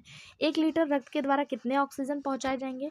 तो 1 ग्राम हीमोग्लोबिन जो है वो 1.34 ml ऑक्सीजन ले जाती है। 1 ग्राम हीमोग्लोबिन और 100। स्वागत करती हूँ आप सबका आपके यूट्यूब चैनल नॉलेज कॉर्नर में। फ्रेंड्स, जूलॉजी की इस क्लास में जिसमें हम लोग टीजीटी, पीजीटी, बिहार टीआरई, साथ ही साथ यूपी पीसीएस और DSSB जीआईसी को कंसिडर करते हुए अपने प्रीवियस ईयर क्वेश्चन पढ़ रहे हैं, जिसमें हमारा ये जो टॉपिक है ये ब्लड सर्कुलेशन का चल रहा है। हो सकता है आज ब्लड सर्कुलेशन खत्म हो जाए, उसके बाद हम एक दो टॉपिक आपको बॉटनी की कराएंगे, जैसे हमने उसमें ब्रायोफाइटा तक करा के छोड़ा हुआ है, टेरिडोफाइटा करा देंगे और एक दो एंजियोस्पर्म वगैरह करा देंगे। फिर हम फिर से आएंगे जूलॉजी में। आप बताइए आप क्या चाहते हैं कि जूलॉजी पहले कंप्लीट करा दिया जाए या फिर थोड़े इसको मिला के कराया जाए? आपकी जो राय होगी उसी हिसाब से हम आगे चलेंगे। आप कमेंट बॉक्स में ज़रूर बता दीजिएगा कि इसके बाद आप एक्सक्रेशन पढ़ना चाहते हैं या फिर आप बॉटनी कवर करना चाहते हैं। जो आप कहेंगे वैसे ही पढ़ाया जाएगा, ठीक है।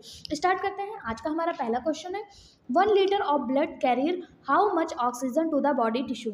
1 लीटर रक्त के द्वारा कितने ऑक्सीजन ऊतकों तक पहुंचाई जाती है? ऑप्शन 200 ml, 50 ml, 100 ml और 500 ml। तो इस तरह के क्वेश्चन हम इसके पहले की वीडियो में बहुत अच्छे तरीके से डिस्कस कर चुके हैं। हमने आपको कितने लीटर ऑक्सीजन किसके द्वारा पहुंचाया जाता है सब कुछ फॉर्मूले के माध्यम से बताया हुआ है। एक बार आपको फिर से बता देते हैं। 1 ग्राम हीमोग्लोबिन जो है वो 1.34 ml ऑक्सीजन का परिवहन करता है। अगर 100 ml रक्त में समान रूप से 15 ग्राम हीमोग्लोबिन होता है, ये फैक्ट्स होता है, इसको आपको याद करना पड़ेगा कि 100 ग्राम ब्लड में कितने ग्राम हीमोग्लोबिन होता है, तो 15 ग्राम हीमोग्लोबिन होता है और 1 ग्राम हीमोग्लोबिन जो होता है वो 1.34 ml ऑक्सीजन का परिवहन करता है। अगर आपसे पूछा है कि 1 लीटर यानी कि 1000 ml, तो 1000 ml में अगर आप बात करेंगे तो इसका सही जवाब निकल के आ जाएगा 200, ठीक है। क्या निकल के आ जाएगा? 200, ठीक, इसका सही जवाब हो जाएगा। अगला क्वेश्चन देखते हैं। The function of yellow bone marrow is. पीत अस्थि मज्जा का कार्य क्या है? पीत अस्थि मज्जा यानी कि येलो बोन मैरो का क्या कार्य है? Formation of RBC, formation of blood cells, storage of glycogen या फिर storage of fats. Yellow bone marrow का कार्य पूछा जा रहा है, इसका सही जवाब हो जाएगा option D, storage of fat. पीत अस्थि मज्जा यानी येलो बोन मैरो जो होता है वो वसा के संग्रहण का कार्य करता है, यानी स्टोरेज का कार्य करता है। एक समान हड्डियों के सिरे जिसे हेड या फिर एपीफाइट्स कहते हैं, ये फूले हुए और उनके बीच मतलब लंबी दंड यानी कि SHAFT साफ्ट या फिर डाइफॉसिस दंड खोखली होती है। इसकी गुहा को मज्जा गुहा या मैरो या फिर इसे मेडुलरी कैविटी कहते हैं। इसमें एक अर्ध ठोस कोमल वसीय ऊतक भरा होता है जिसे आप बोन मैरो के नाम से जानते हैं, ठीक है। और ये करता क्या है? पीला बोन मैरो क्या होता है? तो ये फैट का स्टोरेज करता है, ठीक है। क्या करता है? फैट का स्टोरेज करता है। ऑप्शन डी इसका बिल्कुल सही जवाब हो जाएगा। अगला question, stroke volume in the healthy adult man is. एक स्वस्थ वयस्क मनुष्य में स्ट्रोक आयतन होता है, एक हेल्दी एडल्ट है उसमें स्ट्रोक आयतन कितना होता है? 50 ml, 504 ml, 72 ml या फिर 70 ml। तो इसका सही जवाब हो जाएगा, टीजीटी बायोलॉजी 2011 में पूछा गया क्वेश्चन। सही जवाब ऑप्शन डी हो जाएगा 70 ml। एक स्वस्थ वयस्क मनुष्य में स्ट्रोक आयतन 70 ml होता है। प्रत्येक धड़कन जो हार्ट बीट होती है इस पर हृदय के बाएं नीले से निकलने वाले रक्त की मात्रा को ही स्ट्रोक आयतन कहा जाता है, जिसे लीटर, वीट इन सब में मापा जाता है। या तो लीटर में मापते हैं या तो वीट में मापते हैं। प्रत्येक वेंट्रिकल यानी जो निलय होता है इसके लिए स्ट्रोक आयतन समानता बराबर होता है। स्ट्रोक आयतन होता क्या है? तो मैंने आपको बताया कि जो हमारा बायां नीलंद, ये मान लीजिए हमारा हार्ट है, ये हार्ट है, ह्यूमन हार्ट, तो ये बराबर 4 चैम्बर में बटा होता है। जो आपका राइट होता है वो इसका लेफ्ट होता है, जो आपका लेफ्ट होता है वो इसका राइट होता है। अब इसके जो बायां निलय, ऊपर आलिंद होता है, नीचे निलय होता है, तो जो लेफ्ट निलय होता है यहाँ से जो रक्त की मात्रा निकलती है इसी को स्ट्रोक आयतन कहा जाता है। और ये कितना होता है? 70 ml होता है। ऑप्शन डी इसका बिल्कुल सही जवाब हो जाएगा।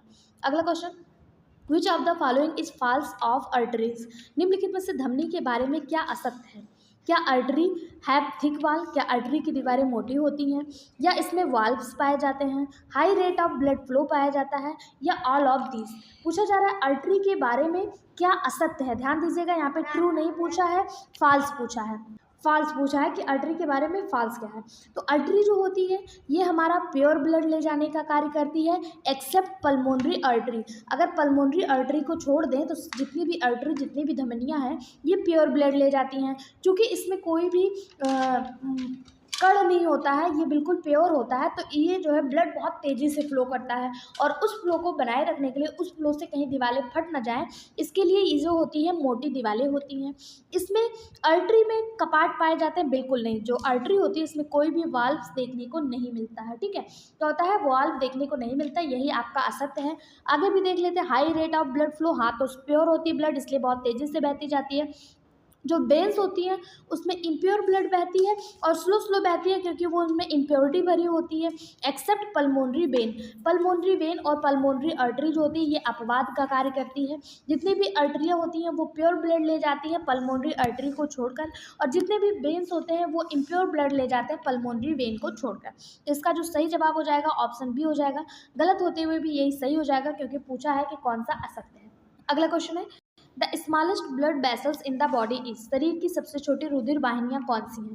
कैपिलरी, आर्टरी, वेन्स या वेना कोवा? तो इसका सही जवाब हो जाएगा, जो शरीर की सबसे छोटी रुधिर वाहिनियां होती हैं, ब्लड वेसल्स होती हैं, उन्हें कैपिलरी के नाम से जाना जाता है। ऑप्शन ए इसका बिल्कुल सही जवाब हो जाएगा। क्या हो जाएगा? कैपिलरी हो जाएगा, ठीक है।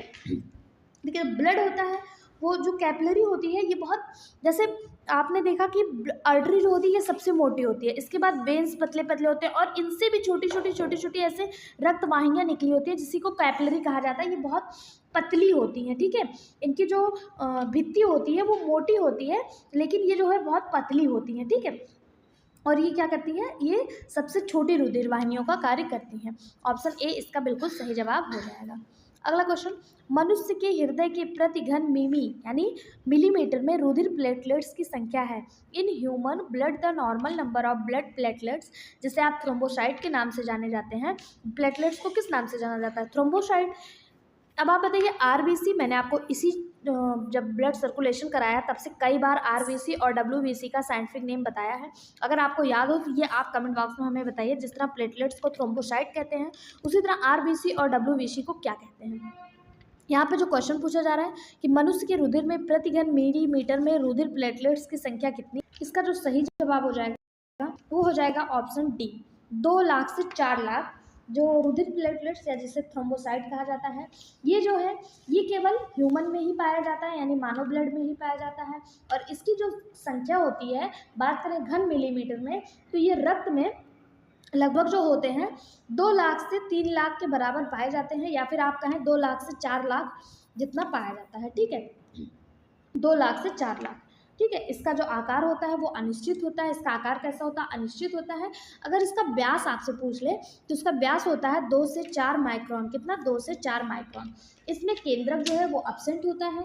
ये जो है बोन मैरो यानी अस्थिमज्जा में निर्मित होता है। और अगर इसका जीवन काल आपसे पूछ ले, जिस तरह आरबीसी का जीवन काल 120 दिन का होता है, उसी तरह अगर आपसे प्लेटलेट्स का लाइफ स्पैन पूछ ले, जीवन काल पूछ ले, ये 7 से 10 दिन का होता है। कितने दिन का? 7 से 10 दिन का होता है। प्लेटलेट्स के कार्य कभी कभी एग्जाम में पूछे जाते हैं, तो अगर यहाँ से मतलब मैं जो आपको डिस्कस कराती हूँ उसको आप कहीं एक कॉपी पेन लेके थोड़ा थोड़ा नोट करते चला करिए। ये पीडीएफ तो आपको टेलीग्राम चैनल पे मिल जाएगा, लेकिन जो एक्स्ट्रा फैक्ट बता रहे हैं, अगर आप जो आपको नहीं आ रहा है, जो आप पहली बार सुन रहे हैं या जिसमें आपको डाउट है, उसको आप कहीं अलग से नोट्स बना के A4 साइज़ का एक पेपर ले लीजिए। उस पर अगर आप नोट्स करते रहेंगे ना, तो आपका एक एग्जाम तक अच्छा खासा नोट्स तैयार हो जाएगा, और चीज़ें रिविजन करने में आपको आसानी हो जाएगी, ठीक है। बात करते हैं अगर प्लेटलेट्स की कार्य की, तो प्लेटलेट्स के जो कार्य होते हैं, तो ये रुधिर का थक्का बनाने में सहायता करता है, जिससे रक्त स्राव रुक जाता है, तथा कटा हुआ स्थान भी रुधिर के थक्के से ढककर जीवाणु तथा धूल आदि से जो है वो सुरक्षित हो जाता है। यानी ये ब्लड क्लॉटिंग में काम करता है और जीवाणु वगैरह से हमारे बॉडी की रक्षा भी करता है। तो ऑप्शन बी इसका बिल्कुल सही जवाब हो जाएगा कि मनुष्य में ये कितना होता है प्रति घन मिलीमीटर, तो 2 लाख से 4 लाख होता है, ठीक है। नेक्स्ट क्वेश्चन है, blood group A B contain, blood group A B मतलब रुधिर वर्ग जो ए बी है उसमें क्या होता है? No antigen, no antibody, no coagulant property, all of the above. तो जो ब्लड ग्रुप ए बी होता है इसमें कोई भी एंटीबॉडी नहीं पाई जाती है, और एंटीबॉडी नहीं पाने की वजह से ये जो होता है सर्वग्राही होता है। कैसा होता है? सर्वग्राही होता है। इसमें कोई भी एंटीबॉडी नहीं पाई जाती। एंटीजन जो होता है उसमें ए और बी दोनों प्रकार का एंटीजन पाया जाता है। जबकि बात करें अगर ब्लड ग्रुप ओ की, तो इसमें कोई भी एंटीजन नहीं पाया जाता है, इसमें एंटीबॉडी ए और बी पाया जाता है, ठीक है। इसे सर्वग्राही सर्वदाता कहते हैं, और ए बी को सर्वग्राही कहते हैं। मतलब ये सबसे ले सकता है, और ओ जो होता है ये सबको दे सकता है। अगला क्वेश्चन, रुधिर वाहिनियों में रुधिर का थक्का जमना रुका रहता है, एल्बुमिन, एल्ब्यूमिन, हिपैरिन, ग्लोब्यूलिन या फाइब्रिनोजन। रुधिर वाहिनियों में रुधिर का थक्का जमना रुका रहता है किससे? तो इसका सही जवाब हो जाएगा, मतलब यहाँ क्या पूछा जा रहा है, ब्लड का थक्का किससे जमता है वो नहीं पूछा जा रहा है, पूछा जा रहा है जो हमारा ब्लड वेसल्स है उसमें लगातार ब्लड फ्लो होता रहता है, इसमें ब्लड क्लॉटिंग नहीं होती है। क्यों नहीं होती है? क्योंकि इसमें हिपैरिन पाया जाता है। क्या पाया जाता है? हिपैरिन पाया जाता है, इसलिए जो है हमारे ब्लड वेसल्स में ब्लड का थक्का नहीं जम पाता है। ऑप्शन बी इसका बिल्कुल सही जवाब हो जाएगा। अगला क्वेश्चन, स्फिग्नोमैनोमीटर से क्या मापते हैं? ब्लड सर्कुलेशन पढ़ रहे हैं और ये ना पढ़ा तो फिर क्या ही पढ़ा। स्फिग्नो ब्लड मैग्नोमीटर से क्या नापते हैं? क्या हार्ट बीट रेट नापते हैं, blood pressure, both of these या नन ऑफ एबव? तो इसका जो सही जवाब हो जाएगा वो क्या नापते हैं? Blood pressure. आप लोगों ने इसका नाम सुना होगा। स्फिग्नोमैनोमीटर से क्या नापते हैं? बीपी मापा जाता है। अच्छा, बीपी से एक क्वेश्चन आपके लिए मेरे है, आप ये बताइए बीपी होता कितना है? बीपी का माप कितना होता है? कितने से ऊपर जाएगा तो बीपी हाई हो जाएगा, कितने से कम होगा तो बीपी लो हो जाएगा। बीपी का जो मेजरमेंट है वो स्फिग्नोमैनोमीटर से किया जाता है।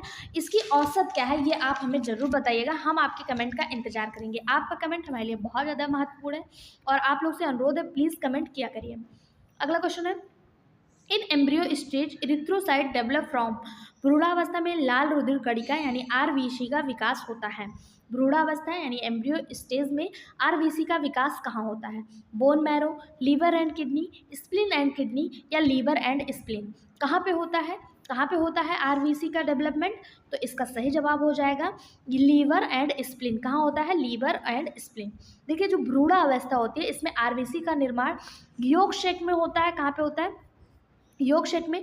परंतु इसके बाद जो आरंभिक मतलब प्री प्री प्री भ्रूणीय स्टेज होता है, प्री एम्ब्रियोनिक स्टेज होता है, यहाँ पे योग शेक में होती है। इसके बाद जो भ्रूणीय स्टेज होता है, एम्ब्रियोनिक स्टेज होता है, एम्ब्रियोनिक स्टेज होता है, इसका जो यहाँ पे जो आरबीसी का निर्माण होता है वो कहाँ पे होने लगता है? लीवर और प्लीहा में, यानी यकृत और प्लीहा में। और अगर पूछा जाए जन्म के बाद आरबीसी का निर्माण कहाँ होता है, जब बच्चे का जन्म हो जाता है उसके बाद कहाँ होता है, तो ये बोन मैरो में होता है। जन्म के बाद कहाँ होता है? बोन मैरो में होता है, लेकिन एम्ब्रियोनिक स्टेज में लीवर एंड स्प्लीन में होता है। वहीं अगर पूछ ले आरंभिक भ्रूणीय अवस्था में तो यॉर्क शेक में होता है। इन तीनों को आपको अच्छे से ध्यान रखना है, ठीक है। नेक्स्ट क्वेश्चन, कहीं भी कोई भी कंफ्यूजन, कोई भी डाउट हो, कमेंट बॉक्स आपके लिए हमेशा खुला है। अपनी राय, अपने क्वेश्चन, अपने सुझाव जरूर रखा करिए। जिस तरह आप वीडियो का वेट करते हैं उसी तरह हम आपके कमेंट का भी वेट करते हैं। और हाँ, आप लोग से अनुरोध है, जितने भी हमारे स्टूडेंट, जितने भी हमारे साथी सहयोगी अभी तक चैनल को सब्सक्राइब नहीं कर रखे हैं, 0.08 सेकेंड का टाइम निकालकर चैनल को सब्सक्राइब कर लीजिए। आपका एक सब्सक्रिप्शन हमारे लिए मोटिवेशन का कार्य करता है और ये करना आपके लिए बहुत ज़रूरी है, क्योंकि लगभग हमारे 60 से 62% व्यूवर्स ऐसे हैं जिन्होंने चैनल को सब्सक्राइब करके नहीं रखा हुआ है। जो हमें यूट्यूब के एल्गोरिदम से हमें पता चल जाता है, यूट्यूब हमें एक डाटा प्रोवाइड करवाता है और वहाँ से हमें पता चल जाता है कितने लोग वीडियो को देखते हैं, कितने ने सब्सक्राइब करा, किन्होंने नहीं करा है। तो प्लीज़ आप लोग से अनुरोध है, आप चैनल को सब्सक्राइब कर लें। इसमें आपका कोई भी चार्ज नहीं लगता है, लेकिन हाँ, आपका एक सब्सक्रिप्शन हमें मोटिवेट जरूर कर जाएगा, ठीक है। तो प्लीज़ कर लीजिए। ये क्वेश्चन आपका पीजीटी बायोलॉजी 2013 में आया हुआ है। क्वेश्चन है which salt is necessary for the blood clotting. लवण को रक्त का थक्का जमने के लिए आवश्यक है। मैग्नीशियम, आयरन, फास्फोरस या कैल्शियम। यानी ब्लड क्लॉटिंग के लिए कौन ज़रूरी है? ब्लड क्लॉटिंग के लिए ज़रूरी कौन है? इसका सही जवाब हो जाएगा ऑप्शन डी। ऑप्शन डी यानी कि कैल्शियम। कैल्शियम, जिसे कभी कभी ऐसे भी लिखा रहता है, अगर आयन है तो Ca+ हो जाएगा, ठीक है। जब किसी कटे हुए भाग में रुधिर बहता है तब यह जेली के रूप में कुछ मिनटों में जम जाता है। आप लोग देखे होंगे, अगर आपको चोट लग जाती है, ये मान लीजिए आपका हैंड है, ये मान लीजिए आपका हैंड है, अगर यहाँ पे कट जाता है, यहाँ पे कट जाता है, तो आप देखते होंगे यहाँ से ब्लड ब्लड ब्लड फ्लो होता रहता है। फिर ब्लड फ्लो होने के बाद धीरे धीरे कुछ देर में यहाँ पे ऐसे से एक जेली नुमा स्ट्रक्चर हो जाता है। इसी को ब्लड क्लॉटिंग कहते हैं, या फिर हिंदी में कहें तो इसी को रक्त अस्कंदन कहते हैं, ठीक है। और इस ब्लड क्लॉटिंग के लिए क्या आवश्यक है? तो कैल्शियम आवश्यक होता है। ऑप्शन डी इसका बिल्कुल सही जवाब हो जाएगा। अगला क्वेश्चन, ये भी पीजीटी बायोलॉजी 2011 में आया हुआ है। क्वेश्चन है which liquid has a bean shaped nucleus. किस श्वेत रक्ताणु में सेम के बीज जैसा केंद्रक पाया जाता है? किस में पाया जाता है? बेसोफिल, मोनोसाइट, न्यूट्रोफिल या फिर इसिनोफिल? इसका सही जवाब हो जाएगा ऑप्शन बी, मोनोसाइट। मोनोसाइट में केंद्रक की जो संरचना होती है वो सेम के बीज के आकार की, यानी आप कहें तो ये अर्धचंद्राकार की होती है, ठीक है। कैसी होती है? अर्धचंद्र। ये जो होती है कैसी होती है, अर्धचंद्राकार की होती है, ठीक है।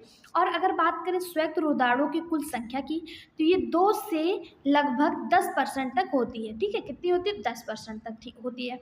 और अगर सबसे बड़े पूछ ले, सबसे बड़ा जो रक्ताणु है, सबसे बड़ा जो आपका ल्यूकोसाइट है, ये 12 से 20 माइक्रोन का होता है, 12 से 20 माइक्रोन मीटर का होता है, ठीक है। ये जो होता है ये फैगोसाइट नेचर का होता है। फैगोसाइट मतलब क्या होता है? किसी चीज़ को खाने की प्रवृत्ति रखता है, यानी भक्षण प्रवृत्ति का होता है, ठीक है। कैसा होता है? फैगोसाइट नेचर का होता है। ऑप्शन बी इसका बिल्कुल सही जवाब हो जाएगा। मोनोसाइट का जो न्यूक्लियस होता है ये सेम के बीच का आकार का होता है। अगला question, what happen to haemoglobin oxygen dissociation curve pH of blood is described. रक्त का पीएच मान घटने पर हीमोग्लोबिन ऑक्सीजन वियोजन वक्र का क्या होता है?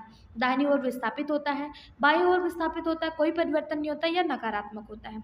इस क्वेश्चन को आप स्टार मार्क कर लीजिएगा। ये क्वेश्चन पीजीटी बायोलॉजी 2011 में आया है और आगे भी आने की ऐसे क्वेश्चन की संभावना है। इसका सही जवाब हो जाएगा शिफ्टिंग ऑफ राइट साइड, दाहिनी ओर विस्थापित हो जाता है। रक्त का पीएच मान घटने पर जो हीमोग्लोबिन ऑक्सीजन वियोजन वक्र होता है वो क्या होता है? दाहिनी ओर विस्थापित हो जाता है। ऑक्सीजन हीमोग्लोबिन विच्छेदन वक्र पर शरीर के ताप तथा रुधिर के पीएच का महत्वपूर्ण प्रभाव पड़ता है और ताप के बढ़ने पर पीएच घटने, अर्थात अगर आप कहें तो हाइड्रोजन आयन की संख्या जो है वो बढ़ने लगती है और यह क्या होता है? दाहिनी ओर खिसक जाता है। क्या होता है? दाहिनी ओर खिसक जाता है। और अगर कहें पीएच घटेगा तो क्या होगा? तो ये बाईं ओर खिसक जाएगा। क्या होगा? बाईं ओर खिसक जाएगा। पीएच के बढ़ने से ऑक्सीजन हीमोग्लोबिन विच्छेदन को बाईं ओर खिसका देता है, ठीक। पीएच घटेगा, एक चीज़ ध्यान दीजिएगा, एक चीज़ और आपको बता देते हैं। यहाँ पे दिया पीएच का मान घटेगा। अगर पीएच का मान घटेगा तो ये क्या होगा? दाईं ओर खिसक जाएगा। किधर जाएगा? दाईं ओर। लेकिन अगर पीएच का मान बढ़ेगा तो ये किस तरफ जाएगा? बाईं ओर जाएगा। किस तरफ जाएगा? बाईं ओर जाएगा। इस चीज़ का ध्यान दीजिएगा, मैंने शायद उल्टा बोल दिया, ध्यान दीजिएगा, ठीक है। अगला question, if heart beat 120 per minute then the duration of a cardiac cycle will be dash second. यदि हृदय की धड़कन 120 प्रति मिनट है तो हृदयी चक्र की अवधि डैश सेकंड होगी। तो देखिए इसको निकालने के लिए आप एक फार्मूले से निकाल लेते हैं। वैसे तो इसका एक मतलब मैं आपको बता दूं, ये फिक्स रेट होता है। फिक्स रेट मतलब ये कितना हो जाएगा? 2 हो जाएगा। लेकिन ये 2 आया कैसे? तो आपको पता है प्रति मिनट पूछा है और 1 मिनट में कितना होता है? 1 मिनट में होता है 60 सेकेंड। 1 मिनट में कितना होता है? 60 सेकेंड। और अगर 1 मिनट में 120 बार धड़क रहा है, इसको आप 60 से डिवाइड कर दीजिए, 60 से, तो 6 1 जा 6, 0 से 0 कट गया, 6 1 जा 6 और 6 2 जा 12, 2 निकल के आपका आ जाएगा। इसका सही जवाब ऑप्शन डी हो जाएगा 2, ठीक है। ये भी पीजीटी में आया हुआ क्वेश्चन है। अगला question, largest RBC are found in. सबसे बड़ी आरबीसी किसमें पाई जाती है? लामा, मस्क डियर, एम्फ्यूमा या फिर नेक्ट्यूरस। सबसे बड़ी आरबीसी किसमें पाई जाती है? आरबीसी यानी रेड ब्लड सेल्स सबसे बड़ी किसमें पाई जाती है? तो सही जवाब हो जाएगा ऑप्शन सी, एम्फ्यूमा में सबसे बड़ी आरबीसी पाई जाती है। कितनी, इसका व्यास कितना होता है? ये 75 से 80 माइक्रोन का इसका व्यास होता है। और एम्फ्यूमा है क्या? तो ये उभयचर के प्राणी हैं। एम्फ्यूमा यानी कि एम्फीबियन यानी कि उभयचर, ठीक है। और अगर आपसे सबसे छोटी पूछ लिया जाए तो सबसे छोटी मस्क डियर यानी कस्तूरी मृग में पाई जाती है। कितनी होती है? 2.5 माइक्रोन। और ये कैसा होता है? ये स्तनधारी यानी मैमेलियन वर्ग में आता है। अगर पूछा जाए सबसे बड़ा स्तनधारी मतलब वो कौन सा स्तनधारी जिसमें सबसे बड़ी आरबीसी पाई जाती है, तो सब में मिला के हो गया।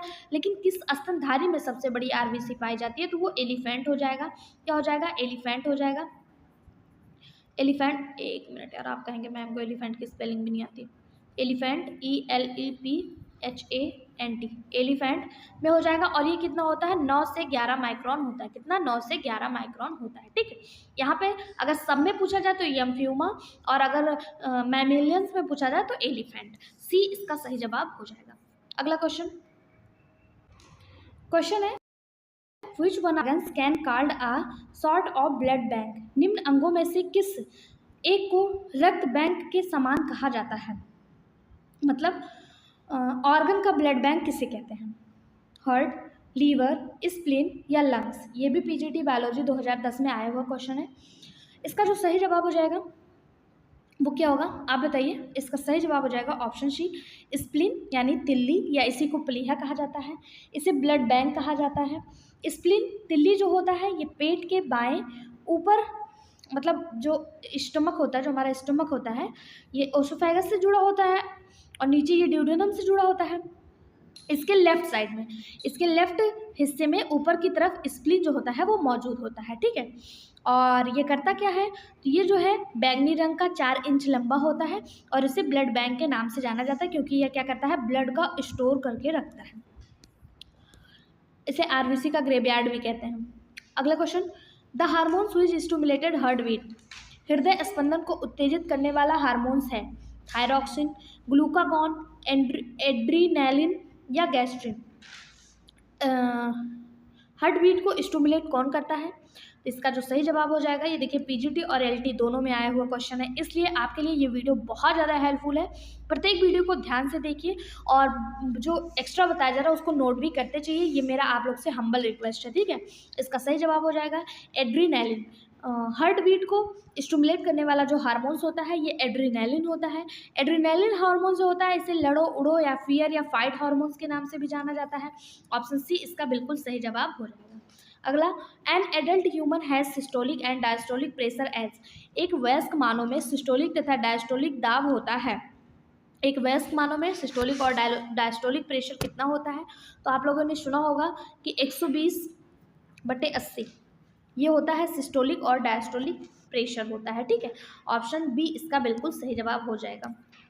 अगला क्वेश्चन, जब दो जनक रुधिर वर्ग ए बी के हो तो उनके बच्चे में हो सकता है, यानी कि माता और पिता दोनों ए बी ब्लड ग्रुप के हों तो उनका बच्चा किस ब्लड ग्रुप का होगा। ब्लड ग्रुप का पूरा चार्ट मैंने आपको बताया था कि अगर माता पिता ओ के होंगे तो बच्चा ओ हो जाएगा, माता ओ और पिता अगर ए का हो गया तो बच्चा ओ का होगा या तो ये का होगा। 50% जो है वो संभावना होती है।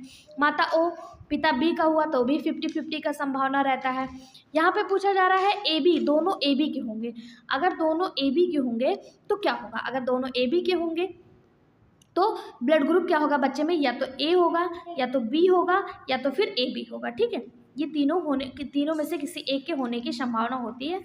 ऑप्शन बी इसका बिल्कुल सही जवाब हो जाएगा।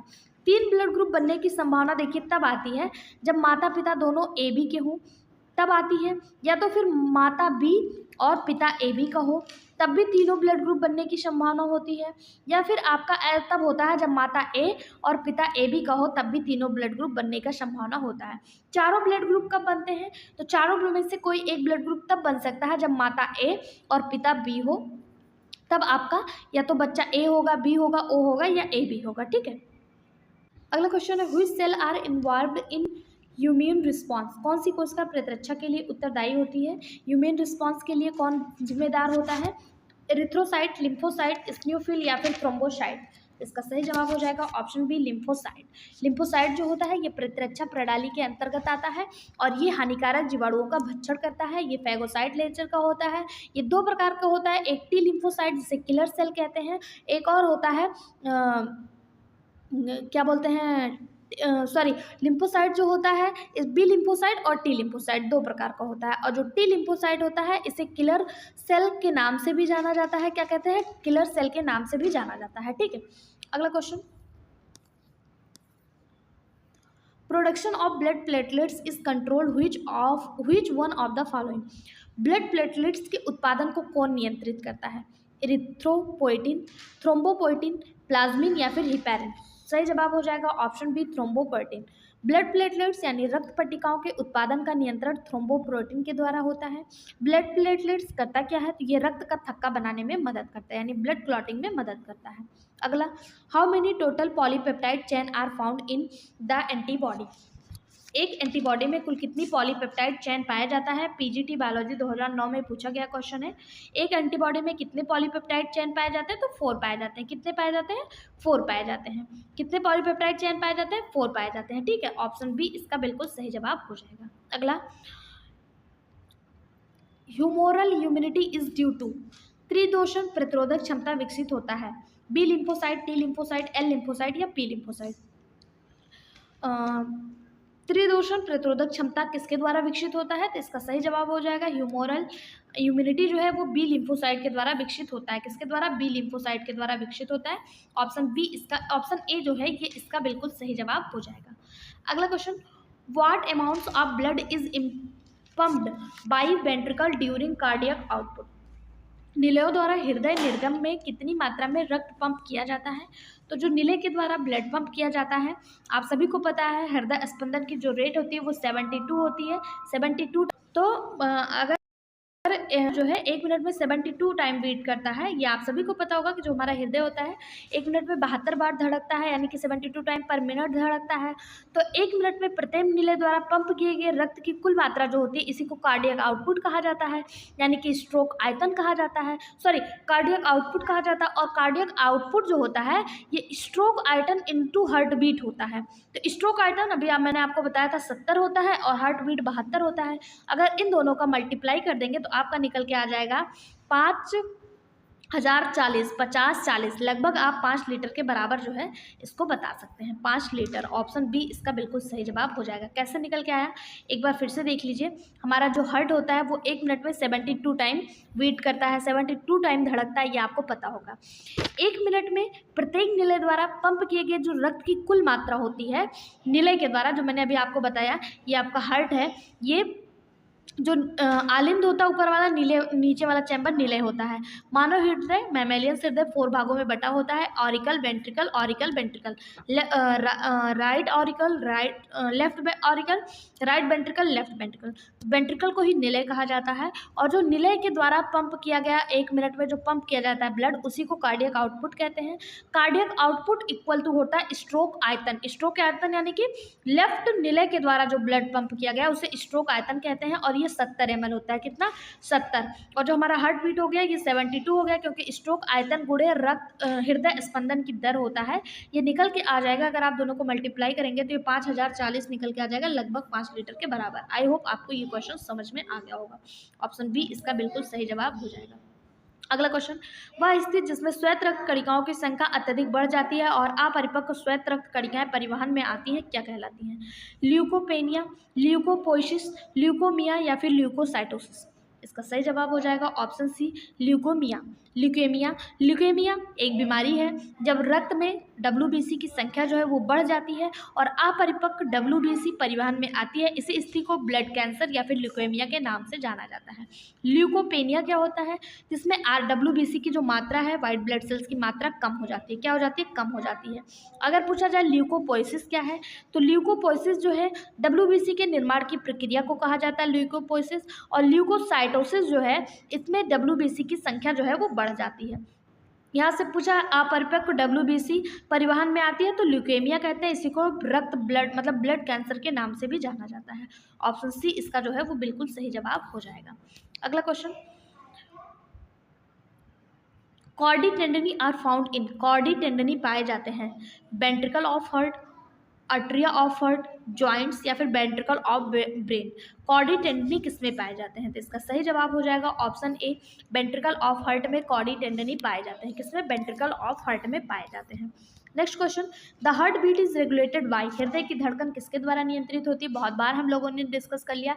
हृदय की धड़कन पेसमेकर, वेनस नर्व और इसके अलावा सिंपैथेटिक नर्व, तीनों के द्वारा ही हार्ट बीट जो है वो नियंत्रित होती है। पेसमेकर को आप जो है और किस नाम से जानते हैं? इसे एसे नोड कहते हैं, ऐसे नोड कहते हैं। ठीक है, इन तीनों के द्वारा ये जो है नियंत्रित होती है। बात करें अगर पेसमेकर की, तो ये हृदय को नियंत्रित करता है। सिंपैथेटिक तंत्रिका जो है ये उत्तेजित करता है और पैरासिम्पैथेटिक तंत्रिका जो होता है ये रोकता है। ठीक है, ये रोकता है। अगला क्वेश्चन है, regulation of heart beat is mammals is due to, स्तनधारियों में हृदय स्पंदन का नियमन किससे होता है? Blood pressure of excess oxygen in blood flow, pressure of pacemaker in heart, pressure of thyroxine in blood, या सॉरी प्रेजेंस लिखा हुआ है, presence of less oxygen in blood. Regulation of heart beat in mammals is due to, स्तनियों में रक्त स्पंदन का नियमन किसके द्वारा होता है? इसका जो सही जवाब हो जाएगा वो हो जाएगा option B, presence of pacemaker in heart. Pacemaker यानी ऐसे नोड की उपस्थिति में जो है रक्त स्पंदन का नियंत्रण होता है। ऑप्शन बी इसका बिल्कुल सही जवाब हो जाएगा। अगला, role of pacemaker is heart, pacemaker का हृदय में क्या कार्य है? तो अभी हम लोगों ने देखा ये क्या करता है, स्टार्ट करता है हार्ट बीट को, यानी कि आरंभ करता है, स्टार्ट करता है। ठीक है, ऑप्शन ए इसका बिल्कुल सही जवाब हो जाएगा। अगला question, a normal ECG, ECG का फुल फॉर्म आपसे एग्जाम में देखने को मिलता है, किसी एग्जाम में देखने को भी मिला था। ईसीजी का फुल फॉर्म क्या है? ईसीजी का फुल फॉर्म होता है इलेक्ट्रोकार्डियोग्राम। एक नॉर्मल ईसीजी कंपोज्ड ऑफ, एक नॉर्मल ईसीजी में क्या क्या होता है? तो एक नॉर्मल ईसीजी में पी वेव होता है, पी वेव के अलावा Q R S complex and T wave भी होता है, ठीक है। ये नॉर्मल ईसीजी होता है। ऑप्शन बी इसका सही जवाब हो जाएगा। थोड़ा सा डायग्राम में आपको बना के एक बार दिखा देती हूँ। ये होता है ये वाला, ये हो गया आपका पी वेव। क्या हो गया? P wave. इसके बाद आपका ये बनता है R T interval, R T interval. इसके बाद ये होता है, ये इसको कहा जाता है क्यू आर एस कॉम्प्लेक्स। क्या कहा जाता है? Q R S complex. फिर उसके बाद आपका बनता है, एक मिनट, ये ऐसे जाता है, ये बनता है आपका S T segment, S T segment. इसके अलावा टी वेव, टी वेव, ठीक है। ये आपका होता है ईसीजी इलेक्ट्रोकार्डियोग्राम। और ये जो है, ये अलग अलग चीज़ को डोनेट करते हैं। जैसे अगर आपसे पूछा जाए पी वेव क्या करता है, तो पी वेव जो है ये आलिंद संकुचन का सूचक होता है। इसके अलावा अगर आपका क्यू आर एस क्या होता है, क्यू आर एस ये निलय संकुचन के प्रारंभ की सूचक होता है। और टी वेव जो होता है ये निलय की सामान्य दशा का सूचक होता है, ठीक। इसका सही जवाब ऑप्शन बी हो जाएगा। क्वेश्चन, ह्यूमोग्लोबिन आर प्रोड्यूस्ड बाय, ह्यूमोग्लोबिन का उत्पादन करते हैं, ह्यूमोग्लोबिन का उत्पादन कहाँ कौन करता है? तो ह्यूमोग्लोबिन का जो उत्पादन है वो प्लाज्मा सेल के द्वारा होता है। ऑप्शन डी इसका बिल्कुल सही जवाब हो जाएगा। क्या हो जाएगा? ऑप्शन डी, ठीक है। ह्यूमोग्लोबिन का जो उत्पादन है वो प्लाज्मा सेल के द्वारा होता है। प्लाज्मा सेल में कहाँ? बी लिम्फोसाइट कोशिका के द्वारा, ठीक है। अगला क्वेश्चन, प्रतिरोधी तंत्र में निम्नलिखित में से कौन सी कोशिकाएं अधिकांश होती हैं? प्रतिरोधी तंत्र में कौन सी कोशिका पाई जाती है? तो ये हो जाएगा मेमोरी सेल। कौन सी? Memory cell. ऑप्शन डी बिल्कुल सही जवाब हो जाएगा। अगला क्वेश्चन, मैं सोच रही हूँ आज इसको खत्म कर दूँ, इसलिए ज़्यादा एक्सप्लेन नहीं कर रही हूँ। फटाफट से इसको, मतलब 10 क्वेश्चन और बचे हुए हैं, इसको कंप्लीट कर लेते हैं। हैम्बर्ग प्रक्रिया को कहा जाता है, हैम्बर्ग प्रक्रिया को क्या कहते हैं? तो हैम्बर्ग प्रक्रिया को ही क्लोराइड शिफ्ट के नाम से जाना जाता है। ये इंपॉर्टेंट क्वेश्चन है, ये कई बार एग्जाम में देखने को मिला। पीजीटी बायोलॉजी, एलटी और जीआईसी, ये कई सारे एग्जाम में देखने को मिला है। हैम्बर्ग एक साइंटिस्ट थे, उन्होंने क्लोराइड शिफ्ट एक प्रक्रिया के बारे में बताया और उन्हीं के नाम पे इसका नाम हैम्बर्ग प्रक्रिया रख दिया गया। इसमें प्लाज्मा और इरिथ्रोसाइट के बीच में जो क्लोराइड और कार्बोनेट का परिवर्तन है, जिसे क्लोराइड शिफ्ट कहा जाता है, उसके बारे में बताया गया है। ऑप्शन बी इसका जो है बिल्कुल सही जवाब हो जाएगा। अगला question, coronary artery disease is most often found in person suffering from, coronary धमनी रोग मुख्यतः उस व्यक्ति में पाया जाता है जो पीड़ित होते हैं anaemia, haemophilia, high blood pressure या लो ब्लड प्रेशर। तो इसका सही जवाब हो जाएगा option C, high blood pressure. उच्च रक्तचाप कोरोनरी धमनी में धमनी सक्रिय हो जाती है, जिससे रक्त प्रवाह जो है वो सामान्य रूप से नहीं हो पाता है, ठीक है। कभी कभी कोलेस्ट्रॉल भी धमनियों में जम जाता है, इससे भी ब्लड प्रवाह नहीं हो पाता है और इससे क्या होता है, व्यक्ति को हार्ट अटैक होता है और उसकी मृत्यु होने की भी संभावना रहती है। ऑप्शन सी इसका बिल्कुल सही जवाब हो जाएगा। अगला question, the prevention of blood loss is called, रक्त हानि के रोकथाम को क्या कहते हैं? तो जो रक्त है उसके रक्त हानि के रोकथाम को क्या कहा जाता है? तो उसे कहा जाएगा, ब्लड को हीमोग्लोबिन ब्लड में पाया जाता है, इसकी स्टडी को क्या कहते हैं ये आप बताइए। और इसके रोकथाम को हीमोस्टैटिस कहते हैं। क्या कहते हैं? हीमोस्टैटिस कहते हैं। ऑप्शन सी इसका बिल्कुल सही जवाब हो जाएगा। हीमोस्टैटिस यह एक ऐसी प्रक्रिया है जो खून के बहने के कारण बनती है। यह घाव के चिकित्सा का पहला चरण है। इसमें रक्त एक तरल यानी कि जेल के रूप में बदल जाता है, ठीक। अगला क्वेश्चन, ब्रिक सीमा शब्द प्लाज्मा सांद्रता को दर्शाता है, जिसके ऊपर एक दिया गया पदार्थ मनुष्य के मूत्र में फैलता है। मनुष्य में ग्लूकोज के लिए ब्रिक की सीमा निम्न के बीच होती है, यानी मनुष्य में जो ग्लूकोज के लिए ब्रिक की सीमा होती है वो कितनी होती है? तो ये 80 से 100 mg होती है। ऑप्शन सी इसका बिल्कुल सही जवाब हो जाएगा। कितना? 80 से 100 mg होती है, ठीक है। अगला question, the blood capillary of intestinal villi can not absorb fatty acid and glycerol, glucose, salt या अमीनो एसिड। कौन सी आंतरीय रसांकुरों की रक्त वाहिनियाँ किसे अवशोषित नहीं करती हैं? तो सही जवाब हो जाएगा फैटी एसिड एंड ग्लिसरॉल। जो इंटेस्टाइनल बिली होती है ये फैटी एसिड और ग्लिसरॉल को अवशोषित नहीं करती हैं, ठीक। ऑप्शन ए इसका बिल्कुल सही जवाब हो जाएगा। बाकी ये ग्लूकोज, साल्ट और अमीनो एसिड का अवशोषण कर लेती हैं।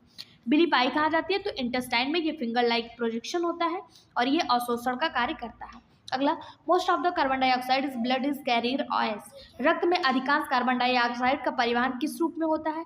Bicarbonate, sodium carbonate, carbonic acid या फिर कार्बिनो हीमोग्लोबिन, किसके रूप में होता है? इसका सही जवाब हो जाएगा, इसका जो सही जवाब हो जाएगा वो हो जाएगा, कौन सा सही जवाब हो जाएगा इसका? इसका हो जाएगा ऑप्शन ए, बाइकार्बोनेट। रक्त में अधिकांश कार्बन डाइऑक्साइड का वहन जो है वो बाइकार्बोनेट, इसे HCO3 के ऐसे भी इसका फॉर्मूला होता है, इसके रूप में होता है। कार्बन डाइऑक्साइड का रक्त में 3 तरह से वहन होता है, एक घोल में घुला हुआ कार्बोनिक अम्ल के रूप में पानी के साथ, जिसे बाइकार्बोनेट कहते हैं, और प्रोटीन जो होता है ये विशेष रूप से हीमोग्लोबिन के साथ घुल जाता है। ठीक है, ऑप्शन ए इसका बिल्कुल सही जवाब हो जाएगा।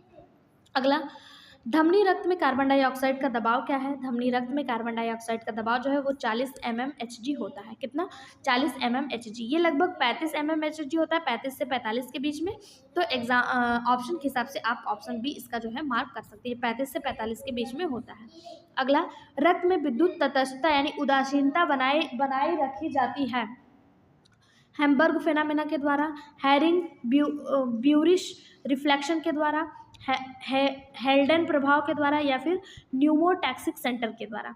जिसका जो सही जवाब हो जाएगा वो हो जाएगा ऑप्शन ए, हैम्बर्ग फेनामेना के द्वारा ब्लड में उदासीनता यानी तटस्थता जो है वो बनाई रखी जाती है। ठीक है, ऑप्शन ए इसका बिल्कुल सही जवाब हो जाएगा। इसे क्लोराइड शिफ्ट के नाम से भी जाना जाता है। अगला question, ventricular systole is stimulated by, ventricular systole किसको स्टूमुलेट करता है, किसको आकुंचित प्रेरित करता है? AC node, AB node, pulmonary valve, या फिर एबी अपर्चर। सही जवाब हो जाएगा ऑप्शन ए, एबी नोड। किसको? एबी नोड को करता है। ऑप्शन बी जो है, सॉरी ऑप्शन बी जो है इसका सही जवाब हो जाएगा। अगला, निम्नलिखित में से कौन सा हृदय निर्गम लीटर प्रति मिनट में होगा जिसका स्ट्रोक वॉल्यूम 0.07 लीटर प्रति मिनट है, जो 90 मिनट की दर से धड़कता है? इसका सही जवाब हो जाएगा ऑप्शन बी, 6.30। देखिए, हृदय निर्गम जो होता है, हृदय निर्गम ये हृदय का स्ट्रोक वॉल्यूम और श्वास की दर पे निर्भर करता है। तो हृदय का स्ट्रोक वॉल्यूम और श्वास की दर, हृदय का स्ट्रोक वॉल्यूम जो होता है वो 0.07 दिया हुआ है और श्वास की दर 90 दिया हुआ है। दोनों को अगर आप मल्टीप्लाई कर देंगे तो 6.30 निकल के आ जाएगा। ऑप्शन बी इसका बिल्कुल सही जवाब हो जाएगा। यहाँ पे आपको कुछ दिमाग लगाने की जरूरत नहीं है। यहाँ पे स्ट्रोक वॉल्यूम और श्वास की दर दोनों आपको दिया है, दोनों को मल्टीप्लाई कर दीजिए। ऑप्शन बी इसका बिल्कुल सही जवाब हो जाएगा। अगला, Hamburg phenomenon is also called, Hamburg phenomenon को किस नाम से जानते हैं? तो इसे क्लोराइड शिफ्ट के नाम से जानते हैं। अगला क्वेश्चन, समान परिस्थिति में आरबीसी लगातार नष्ट होती रहती है और निम्न में से किस दर पर नई कणिकाओं का उत्पादन होता है? आरबीसी जो है वो नष्ट होती है और किस दर पर नई कणिकाओं का उत्पादन होता है? सही जवाब हो जाएगा ऑप्शन ए, 120 मिलियन पर मिनट। समान परिस्थिति में 2 सेकंड में 2 मिलियन आरबीसी जो है वो उत्पन्न होती है और 60 सेकंड में 120 हो जाएगी, क्योंकि 1 सेकंड मतलब देखिए 1 सेकंड में 2 मिलियन होती है और 1 मिनट में 60 सेकंड होता है। तो 60 गुणे अगर आप 2 कर देंगे तो ये 120 हो जाएगा, 120 आरबीसी उत्पन्न होगा। तो ऑप्शन ए इसका बिल्कुल सही जवाब हो जाएगा। इस बात को ध्यान दीजिएगा, 1 सेकंड में 2 आरबीसी जो है वो उत्पन्न होती है। अगर ये याद रहेगा तो कितने भी मिनट कितने भी सेकंड देके आपसे पूछ ले तो आप फटाफट निकाल लेंगे। अगला क्वेश्चन यूपी पीजीटी 2016 में पूछा गया क्वेश्चन है, blood circulation of blood is mammals refer to, स्तनधारियों में रुधिर का दोहरा परिसंचरण तंत्र संबंधित है। तो ये किससे संबंधित है? तो इसका सही जवाब हो जाएगा option D, the process is complete in 2 turn, 1 from heart to lungs, back to the rest and body from heart. यानी कि जो डबल सर्कुलेशन सिस्टम होता है, पहला होता है ये लंग्स से हार्ट में जाता है। कहाँ पे? लंग्स से हार्ट में जाता है और यहाँ पे जाता है और हृदय से फेफड़ों तक जाता है और फिर वापस हृदय से संपूर्ण शरीर में जाता है। इसी को डबल ब्लड सर्कुलेशन कहा जाता है। ऑप्शन डी बिल्कुल सही जवाब हो जाएगा। अगला क्वेश्चन, पेस मेकर है, पेस मेकर क्या है? तो हम सभी को पता है, देखिए बिहार पीजीटी में आया हुआ क्वेश्चन। पेस मेकर जो है उसे ऐसे नोड, साइनो एट्रियल नोड के नाम से जाना जाता है।